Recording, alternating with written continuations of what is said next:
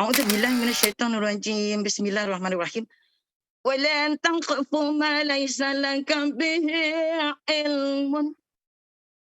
Janganlah kamu mengikuti segala sesuatu yang kamu tidak punya ilmu.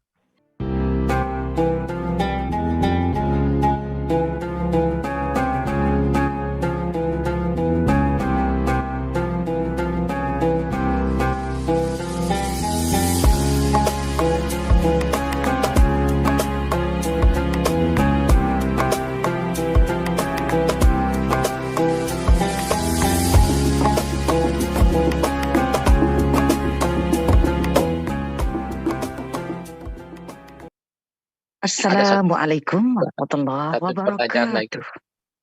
Waalaikumsalam, Bunda. Warahmatullahi wabarakatuh. Ya, biar Mas Daniel nanya dulu, kalau bisa nanti dijawab yang lain. Mas Daniel teruskan dulu pertanyaan. Masya Allah. Dai Handi, ini Bunda membantu sedikit apa yang ditanyakan oleh Abang Daniel ya. Ya, monggo. Ini juga ada Mas Tata, Masya Allah. Pertama, untuk si Akang Daniel, salam dari rantau jauh Amerika ya Akang Daniel ya. Salam kembali Ibu, semoga sehat semua dalam perlindungan Tuhan. Suara Ibu mengingatkan saya pada sama ini penyiar RRI, Ibu.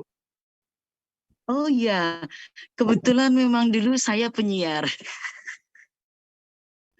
Ya, baik. Pertama, izinkan Bunda untuk mereview sedikit. Tadi ada pertanyaan Bunda sambilan tadi bermeditasi atau berzikir.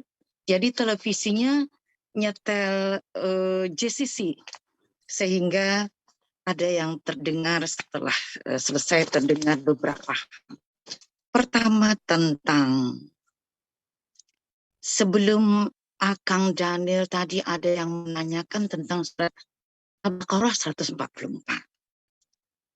Dikatakan bahwa teman kita itu menanyakan katanya, kok coba dibuka Al-Qur'annya, Al-Baqarah 144, kok bunyinya begitu ya, katanya ya.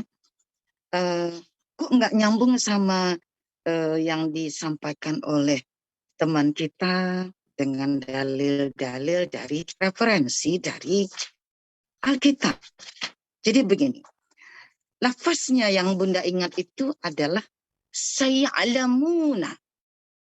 Itu sama juga kadar makomnya dalam kaidah bahasa Arab Al-Quran. Bahasa Al-Quran ini kan bahasa yang fushah. Fushah itu artinya bahasa Arab yang mumpuni. Belum ada orang Arab saat itu menyampaikan tutur kata yang seakurat Al-Quran. Contoh, ini contoh yang paling gampang.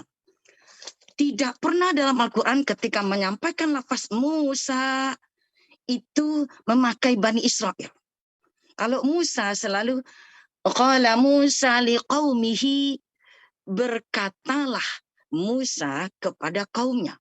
Tapi giliran untuk Isa Al-Masih tidak pernah liqaumihi. Saya ulangi, biar sampai mati pun cari lafaz Isa Al-Masih kalau menyeru kepada kaumnya. Tidak pernah Al-Quran memakai lafaz liqaumihi. Contoh aja nih, liqaumihi ya. Liqaumihi.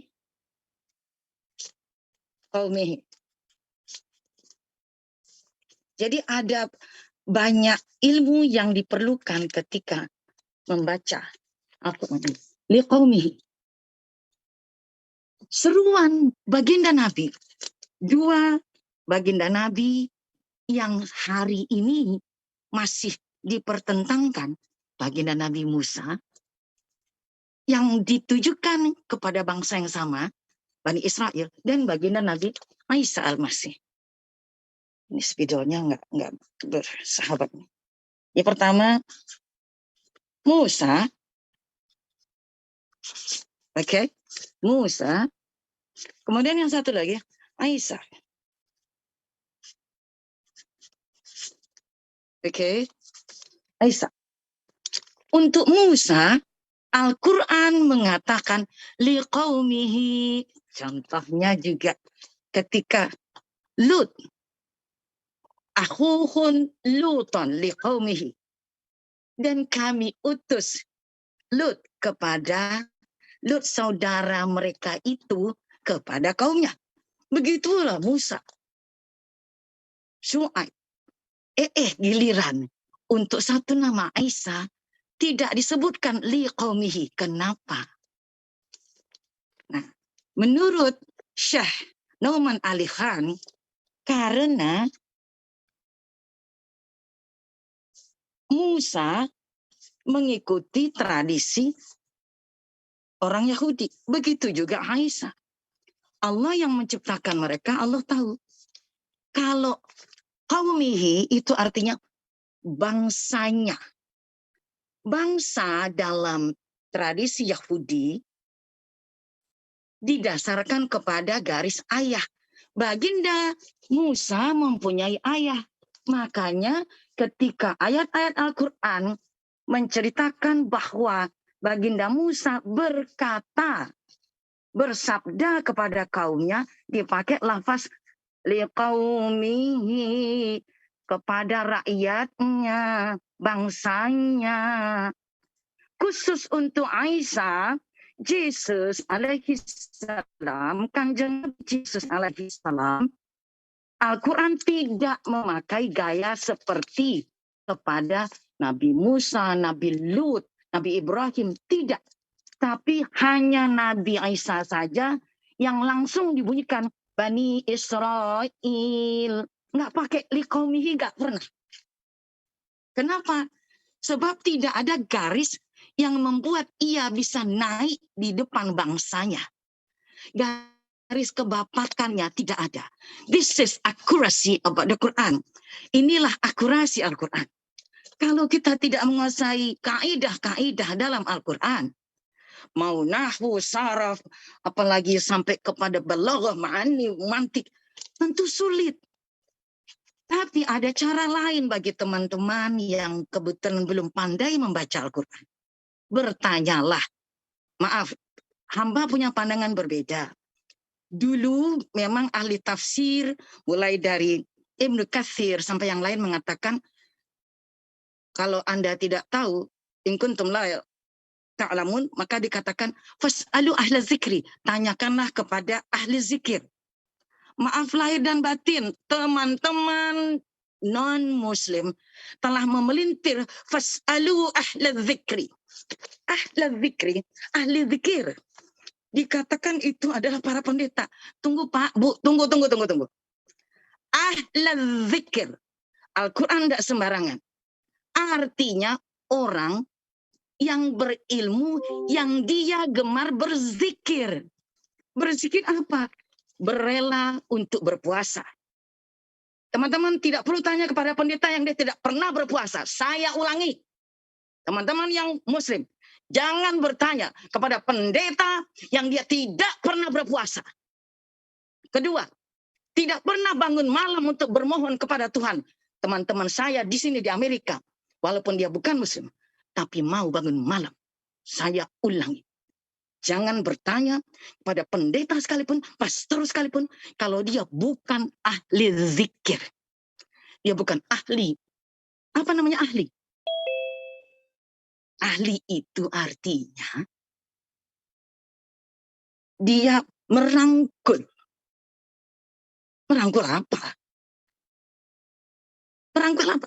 Merangkul puji-pujian itu. Dia pegang. Dia laksanakan.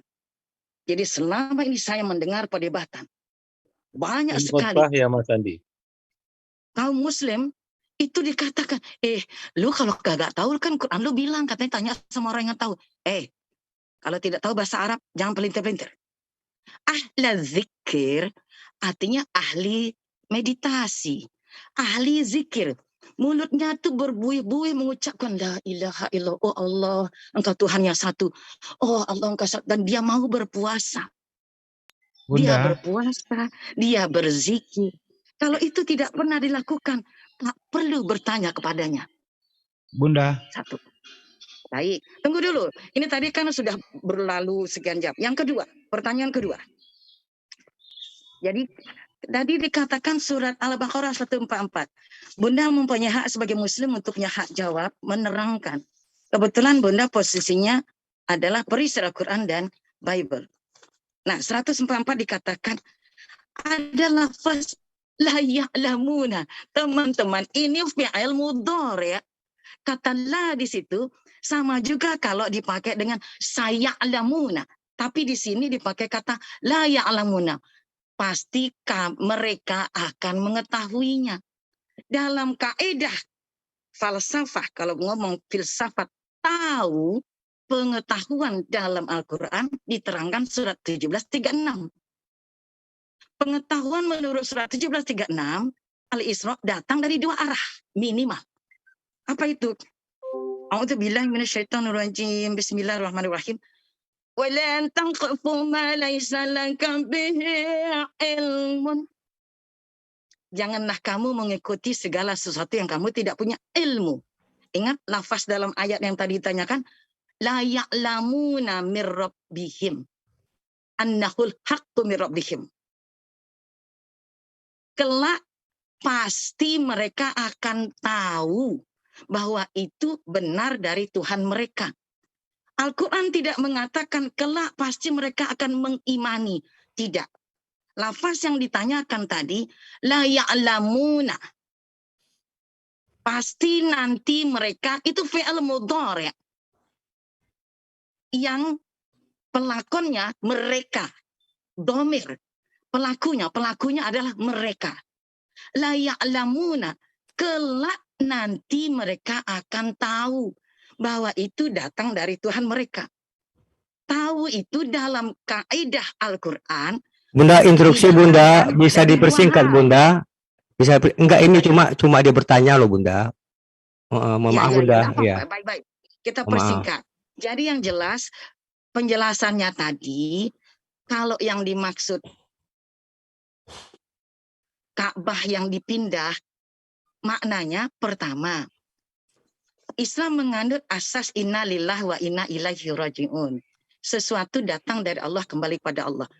Mulanya dari Ka'bah, lalu diarahkan kepada yang lain, kembali lagi ke Ka'bah.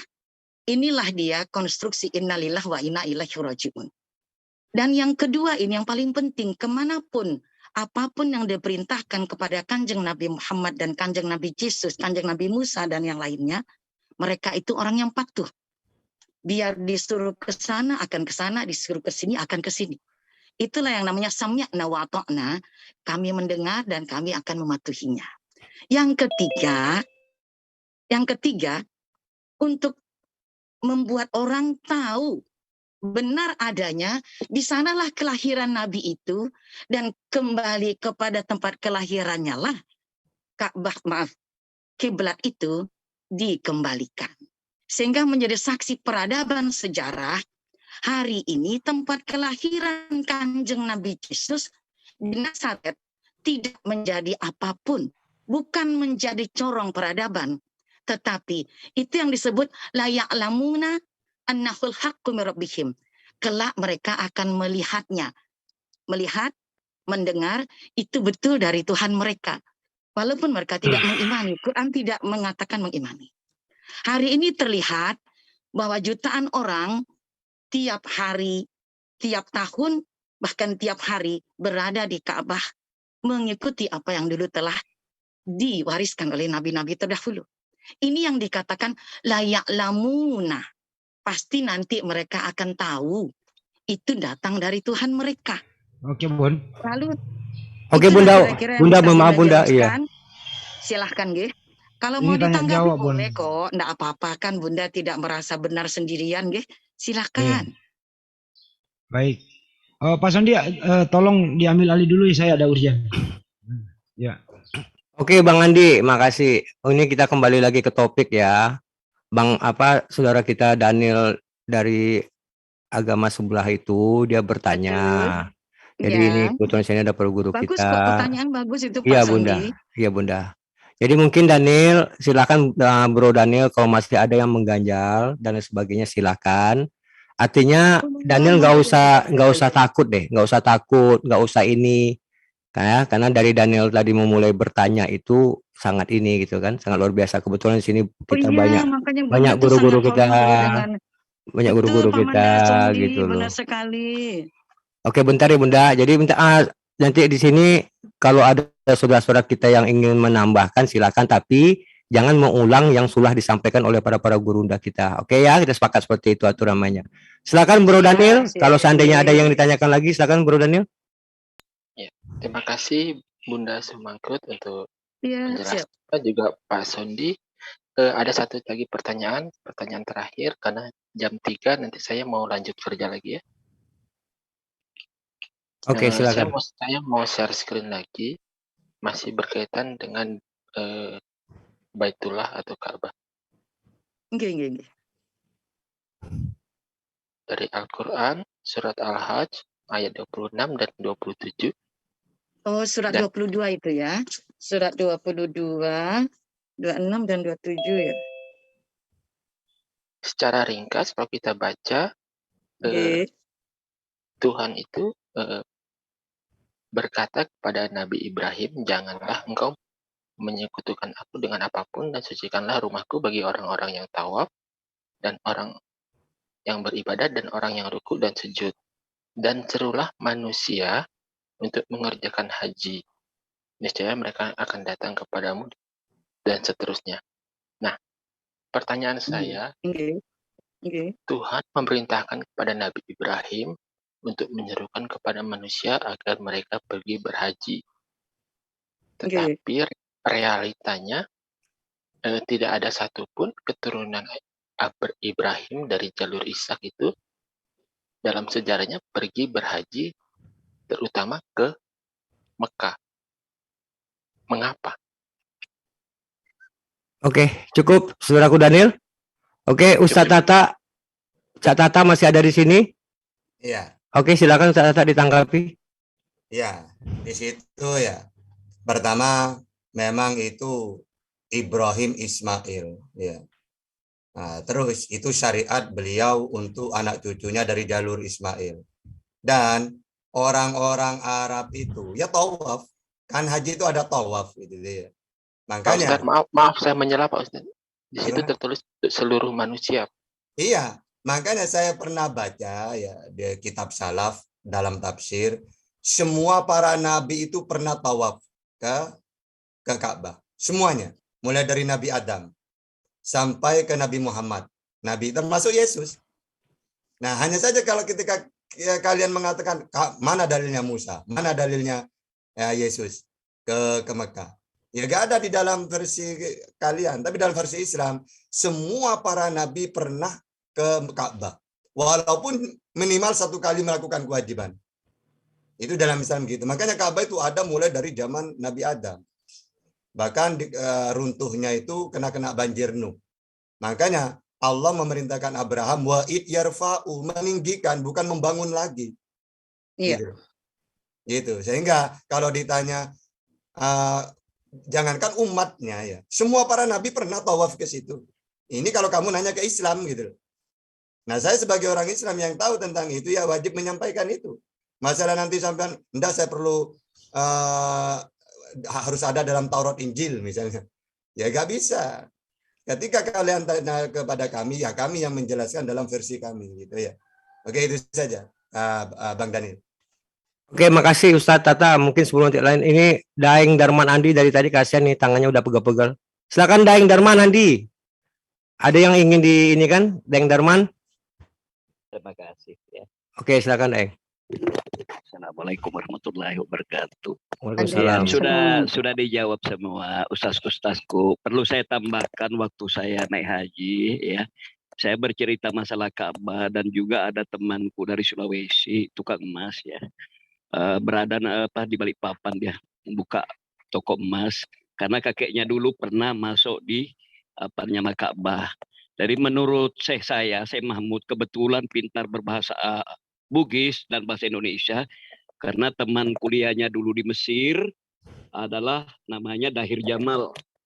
Pernah sekolah di Sulawesi, anak Kalimantan sebenarnya, anak Kerogot itu. Waktu dia itu. Dan bercerita itu Pak, persis apa diceritakan Pak Ustaz, semua sedikit tambahan ya. Memang pada waktu Nabi Ibrahim turun ke bumi, risau Nabi Ibrahim karena tidak sama waktu di alam sana ya.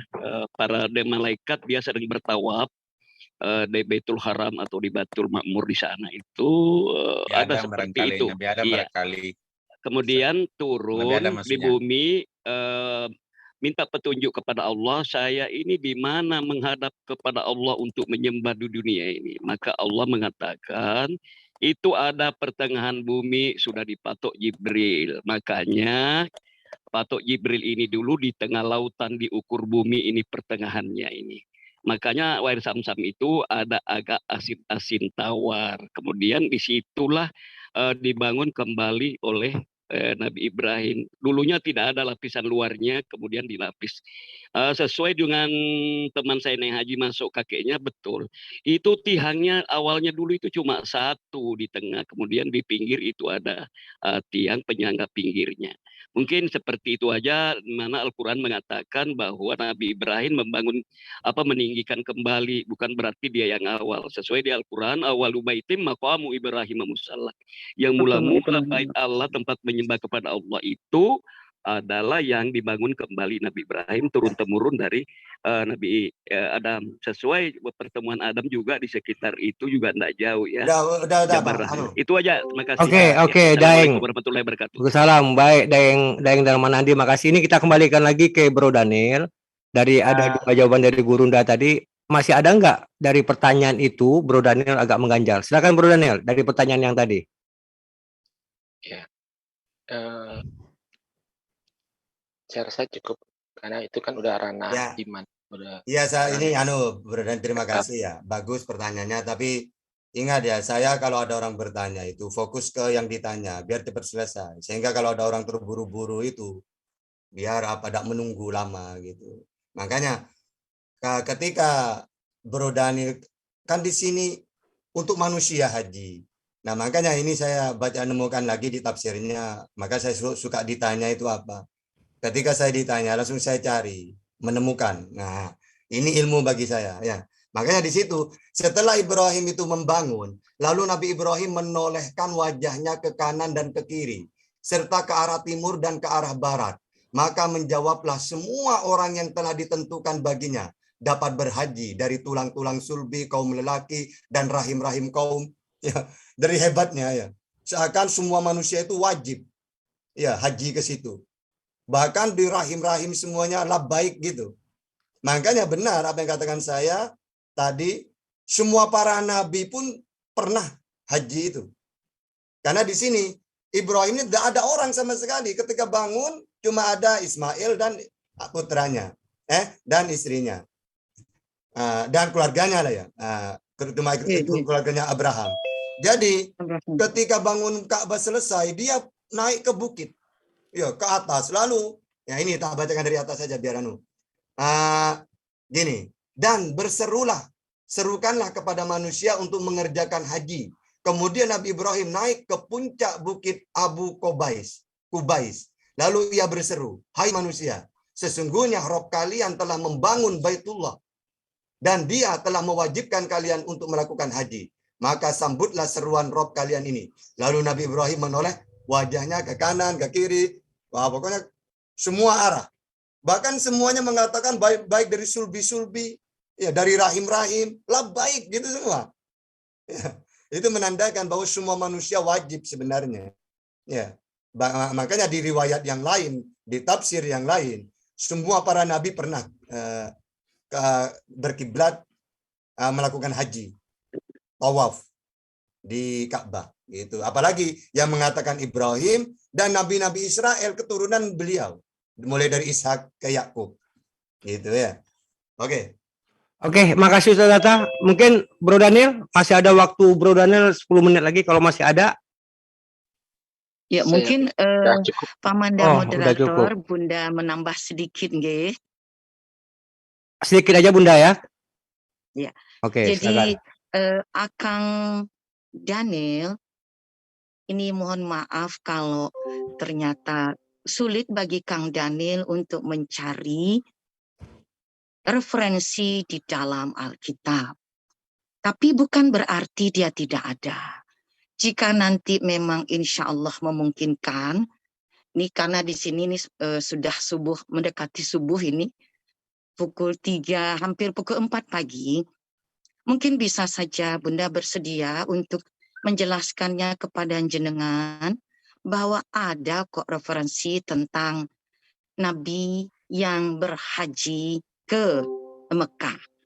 Tentu itu perlu pembicaraan yang cukup panjang.